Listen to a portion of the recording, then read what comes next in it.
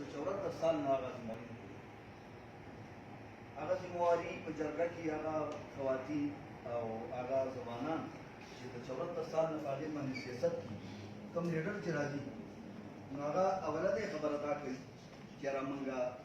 ځوانان او خواتین حقوق دا به مونږ وکړو نو دا په پارلیمنټ کې کېږي او دا په هر ځای کې کېږي د 74 سال نه خو هغه مطلب دا دی چې هغه شان ته زموږ قبایل چې کوم دی نو مونږ خو په داسې اندېرو کې ساتلي شوي بیا 2 کاله مخکې یا څه مخکې زموږ مرګ شوی د هغه مرګ باوجود چې کوم دی نو مونږ ته هغه څه میلاو نه شو زموږ مرګ ته څه میلاو نه شو نو خواتین خو ډېره لرې خبره ده دویمه دا خبره ده چې ایجوکیشن د ټولو نه په قبایلو کې ضروري دی چې زموږ د خواتینو ایجوکیشن په ټول عموما ایجنسي کې یو ډیګري کالج دی غلنی ډیګري کالج ګرلز چې هغه په 2007 کې جوړ شوی دی دلته نه پورې کولاو نه دا خدای منسټر صاحب ناست دی دا خبره به زموږ د ده په وساطت باندې په پارلیمنټ کې یا په وزیر اعلی کې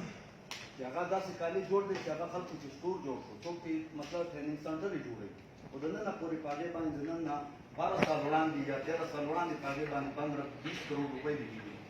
نن هغه هم داسې خالي پروت دی زما خواتین موږ قبایل خپل خواتینو ته حقوق ورکوو خو زما سټیټ خواتینو ته حقوق نه ورکوي زما ځوانانو ته نه ورکوي او سیاست ټول پاکستان کې د 74 سال نه هم په دې باندې راروان زما خو دا تجویز دی چې اول قبایلو ته قبایلو خواتینو ته تعلیم عملي کول پکار دي او کم خلک چې د تعلیم نه بهر دي او کم خلک چې تعلیم نشي کولی هغوی ته ووکیشنل سنټر وي چې هغه دستکاري وي هغه هنر زده کړي او د خپل بچي د خپل علاقې پالنه دې کولی شي لکې ته خو به زما خواتین هغې راځي چې هغه تعلیم یافته شي هغې ته مطلب دا دی هغه شعور میلاو شي د سټیټ نه ورته هغه حقوق میلاو شي نو موږ د خپل منسټر صاحب اوس موږ د صوبې سره موږ د دې صوبې منسټر صاحب موجود دی صدای صاحب چې ده ته موږ دا دغه کوو چې په قبایلي علاقو کې چې کوم د ګرلز سکولونه دي یا ګرلز کالجونه دي یا بند پراته دي او موږ ته دیانتدار او روغ خلک په ایجوکیشن باندې په هیلث باندې موږ ته روغ خلک پکار دی چې هغه مطلب دا چې زما د بچی زما د بچي